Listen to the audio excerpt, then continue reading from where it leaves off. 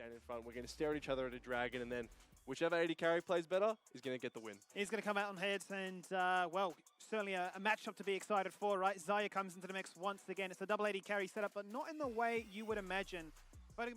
You can expect a 5v5, right? Neither of these top laners are particularly selfish, both in player and champion identity, as we see a bit of training going on towards the bot lane. Yeah, training nearly resulting in a kill there, as Voice finds himself fairly worse for wear. No potions left. Does have the red weapon, but very limited stacks of that in hand. So Vertex can play this one as slowly as they like and just really look to bleed him out. Yeah, absolutely. And keep in mind, Forever is towards this bot side. There's no sums on Voice, no heal. This could be a potential dive. It's a huge wave for Voice to miss out on. This would be a massive dive if it was to be successful. You can see some deep vision there to try and protect him in their side of the tri-bush. A dive looks to be inevitable. Rosie is poising himself very nicely, just running past Jayke, says, I don't really care about you, but if we get you instead, we'll take you instead. The hook doesn't connect. The aggro is juggled beautifully, and Dante returns to the scene to get a first blood. Yeah, perfectly played there. Chirp does have flash available. This was a very common pitfall for Vertex in their previous series, right? With Chirp on the Annie, was getting targeted as here's level 6. There it is, Chain Corruption later with a stasis, stun, and one-shot delete. I mean, you can't even flash as soon as the attendees come out. Yeah, skirmish right now. If the Vi level 6 comes through and you can target Chirp and blow him up, as here it comes again, Skimmy. Chirp, no, he's gone for it. He said, look, if you go for the combo, I'll do it right back at you. He's going to try and take out fighto, but it's not to be enough. Forever jumps in and pounces and says, I might have to trade my life for this one. It's going to be a 1-for-1 so far. The benefit being that fighto was the one to get the kill, whereas it's the Maokai that gets it instead. Jayke doesn't care. He's done his damage. He'll get his assist, but Meifan picks up the bounty. Meifan, again, was just playing a bit too far up, not respecting that Varus ulti is...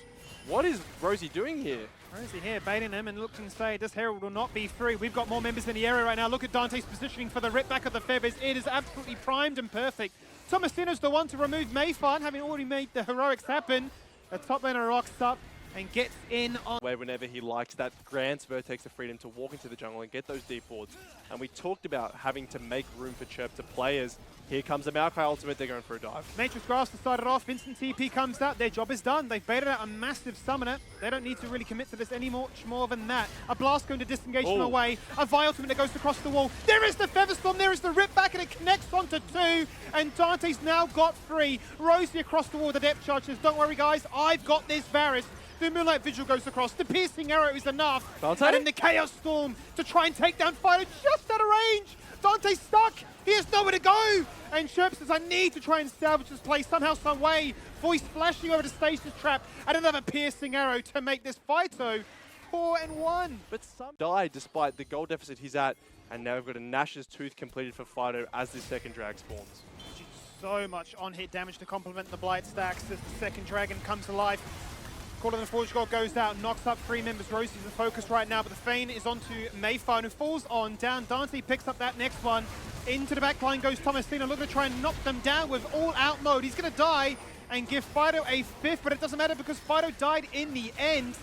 They're going to fight a little bit more. Chirp's going to try and even out the power discrepancy in this mid lane, and a massive fight where Voice was really a passenger. That's exactly right. It's an incredibly close fight, and Voice might not be actually as free as they think. 4 members of Vertex are here. Chirp with the TP. Here goes Rosie. Rosie's looking for the hook, and the hook connects. Nature's Grasp, once again, that is the focus. Can we lock down these key members? Jayke, we don't care about you. Aphelios, we want you, and that is what they'll get. Tomasino picks that one up, and the Herald has to crucially be denied. They run away from it.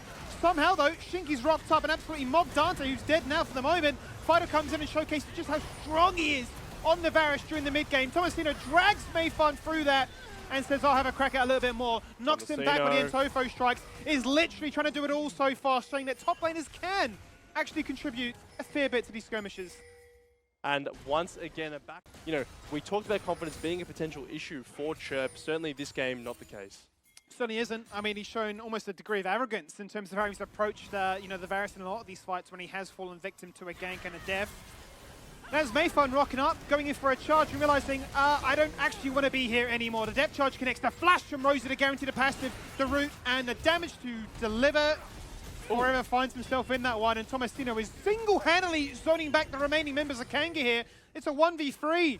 As the rest of his team are protected, so they can safely recall. Yeah, I'm stunned that play ended up going as well as it did. As soon as Vi basically takes that Q, Dante completes his base. So it's a 5v4 off the back of it, but Meifan, just too squishy, gets taken. Varus, And here he goes, trying to find Tomasino. I don't know if you win this one, buddy. Well, this is what we get excited about. He's got his ultimate in about 10, or rather, he's flashed in about 10 seconds. He's stacking up as much as he can. The piercing arrow, I don't think it connected. I think he's missed it.